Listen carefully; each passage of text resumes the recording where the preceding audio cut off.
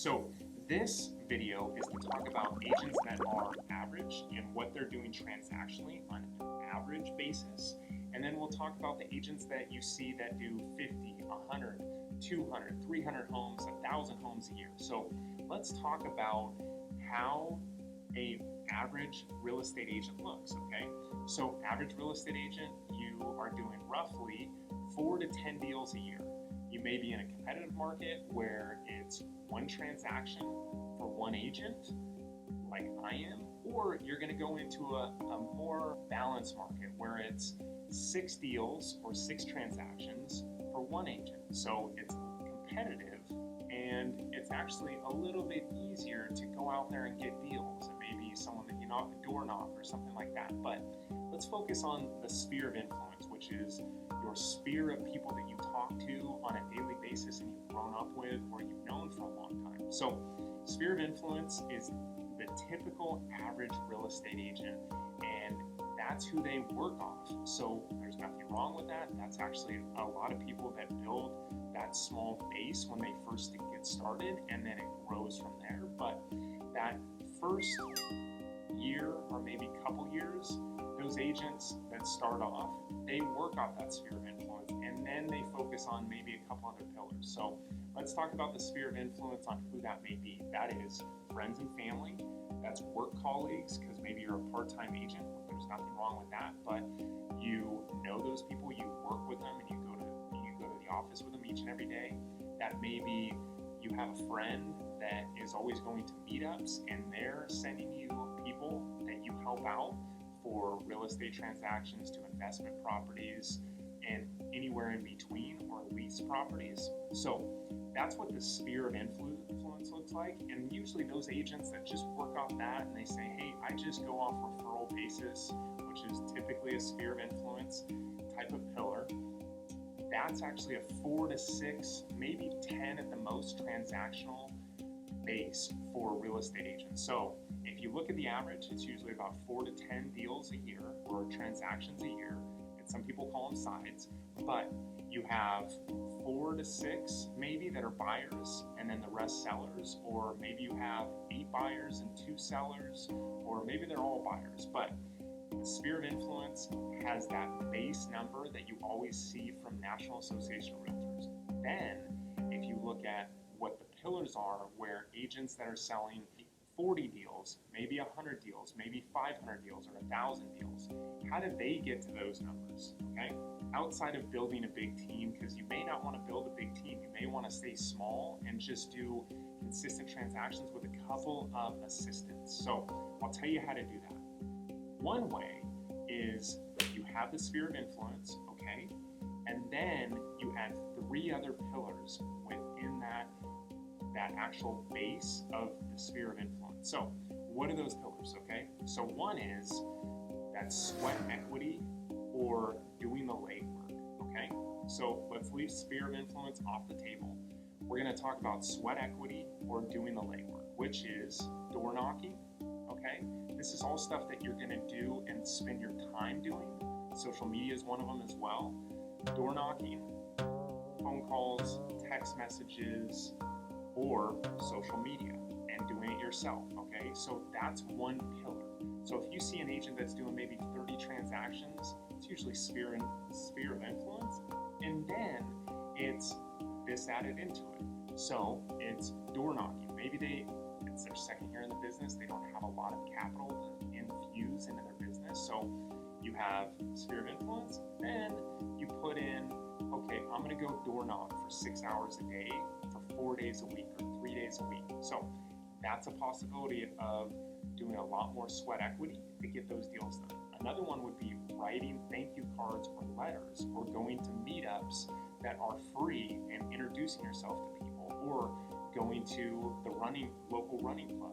Those are things where you're building your network and you're doing it for your actual time versus taking money and infusing it into the business, okay? So there is 2 pillars so far, okay? So you got one is sphere of influence. The second one is building that sphere of influence, but ultimately it's sweat equity or it's legwork, okay? And that's essentially free on the money side, but it's time-wise, okay? So the next pillar would be to a little bit of legwork and some money involved. So that could be a local event, hosting a garage sale, hosting some type of event in a local HOA or community. That could be shutting down the movie theater and hosting the actual people that you've serviced before, or maybe a local HOA to come over to the movie theater and watch a free movie, and then they get that experience of exclusivity where they just come into the movie and hang out and it's just them, nobody else. So that's a possibility. Or you're renting out a portion of a country club and you're having people come over that are local to that community. That's another possibility as well. And I host a garage sale, so that's broadening the amount of people that I'm in front of. And then also, that is a smaller amount of money than the marketing dollars that we'll talk about in pillar 4. So you have 3 pillars. Sphere of influence, sweat equity, like I talked about, is putting that money aside and actually going out there and doing the work. And then the third pillar is putting a little money in and then building that network by hosting an event, hosting a meetup, going to the local running club and saying you'll sponsor that and then also run with them. So that's the third pillar. The fourth pillar is actually going to be the most expensive, but you're still going to reap the benefits of that pillar. Okay, so that pillar is going to be Zillow ads, pay-per-click, which could be Facebook ads, or you're doing ads on YouTube. Here on YouTube, you're putting your ads out and you're getting huge traction, you're getting leads in the door, and then you're converting those leads. You're doing radio ads, or you're doing commercials locally that are costing you a lot of money, but you're able to reap those benefits. Or anywhere else that you see online that people are snagging those phone number, first name, last name, and then also email address. The other one is Realtor.com or Trulia. Those all are pay-per-click and or money generated, actual leads coming in the door. So that being said, there's the 4 pillars, okay? Sphere of influence is one that's probably the best out of all of them, because you're gonna see people that you know, you're gonna talk to people that you know, you're gonna have that really good connection. The second one's gonna be the second best. You're hosting some open houses, or you're putting a lot of money into it, or you're hosting events. You're doing the host, but you're not doing money towards it, okay? So, or phone calls, or text messages, or door knocking. So that's sweat equity. So you have sphere of influence, sweat equity, and then the third is throwing a little money into it with bigger events or hosting meetups, sponsoring certain events, and then throwing a little money at it, and then introducing yourself, having that conversation and talking to the people. And fourth is actually getting pay-per-click or going to Facebook and building out an ad for local real estate agents. Going to Zillow, talking to Zillow, and actually having that conversation. Hey, how much can I spend? What's my ad rev? What can I put towards? So that's the 4th pillar.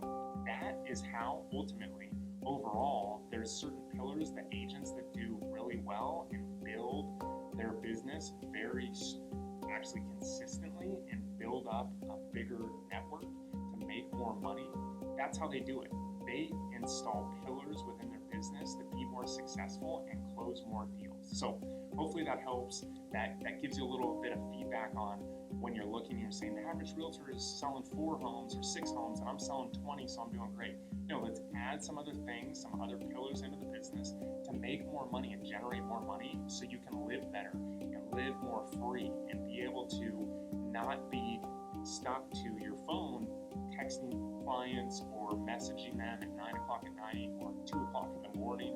So you really got to look out for that stuff and add some things in, build it like a business so you're not working every single minute of the day and night, and you can have some time for your family as well. And you also, last comment is, you're not looking at those people that are doing it and killing it and wondering, okay, they're just doing it on sphere of influence. How is that? All right. Hopefully this helps. I really appreciate you guys watching the channel and the show.